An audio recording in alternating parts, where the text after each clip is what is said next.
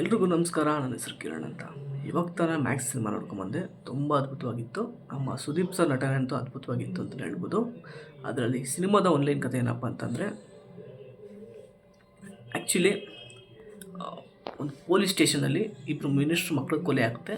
ಆ ಕೊಲೆನ ಯಾವುದಕ್ಕೋಸ್ಕರ ಮಾಡಿದ್ರು, ಏನಕ್ಕಾಗಿ ಮಾಡಿದ್ರು, ಅದು ಕೊಲೆ ಆದಮೇಲೆ ಪೊಲೀಸ್ನವರು ಅವ್ರ ತಲೆ ಮೇಲೆ ಬರಬಾರ್ದು ಅಂತ ಏನೇನು ಮಾಡಿ ಬಾಡಿ ಡಿಸ್ಪೋಸ್ ಮಾಡ್ತಾರೆ ಅನ್ನೋದೇ ಈ ಸಿನಿಮಾ ಆನ್ಲೈನ್ ಕಥೆ ಆಗಿರುತ್ತೆ. ಅದರಲ್ಲಿ ನಮ್ಮ ಸುದೀಪ್ ಸರು ಅರ್ಜುನ್ ಅಕ್ಷಯ್ ಅಲಿಯಾಸ್ ಮ್ಯಾಕ್ಸ್ ಅಂತ ಅವ್ರ ಹೆಸರು. ಅವಾಗ ತಾನೇ ಪೋಸ್ಟಿಂಗ್ ಅಂದರೆ ಆ್ಯಕ್ಚುಲಿ ನಾಳೆ ಬೆಳಗ್ಗೆ ಪೋಸ್ಟಿಂಗು. ಇವತ್ತು ಅವರು ತಮ್ಮ ಮನೆಗೆ ಬರ್ತಾರೆ ಊರಿಂದ.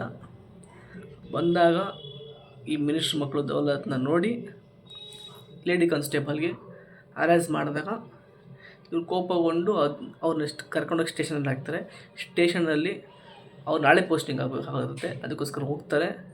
ಅಷ್ಟರಲ್ಲಿ ಕೊಲೆ ಆಗುತ್ತೆ. ಆ ಕೊಲೆನ ಯಾರು ಮಾಡಿದ್ರು ಅನ್ನೋದೇ ಒಂದು ಕುತೂಹಲ. ಯಾಕಂದರೆ ಸ್ಟೇಷನಲ್ಲಿ ಯಾರೂ ಇರೋಲ್ಲ, ಎಲ್ಲ ಕಾನ್ಸ್ಟೇಬಲ್ಗಳು ಎಲ್ಲ ಆಚೆ ಹೋಗ್ಬಿಡ್ತಾರೆ. ಈ ಸಿನಿಮಾದ ಆನ್ಲೈನ್ ಕಥೆ ಇರುತ್ತೆ.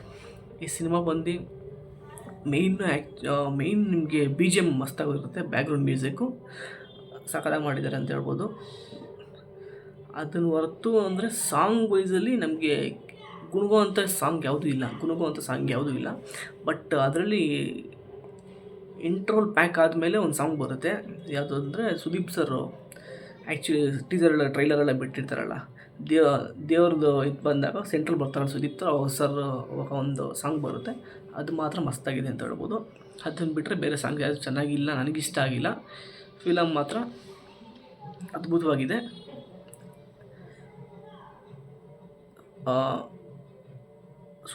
ಸೂಪರ್ ಸ್ಟಾರ್ ಅಂತ ಹೆಂಗೆ ಕರಿತೀವಲ್ಲ, ಅವರು ಈ ಥರ ಒನ್ ನೈಟ್ ನಡೆಯುವಂಥ ಸ್ಟೋರಿಲಿ ಯಾರೂ ಮಾಡಿಲ್ಲ. ಆ್ಯಕ್ಚುಲಿ ಹೇಳಬೇಕು ಅಂದರೆ ಸುದೀಪ್ ಸರ್ ಮಾಡಿದ್ದಾರೆ, ತುಂಬ ಚೆನ್ನಾಗಿದೆ.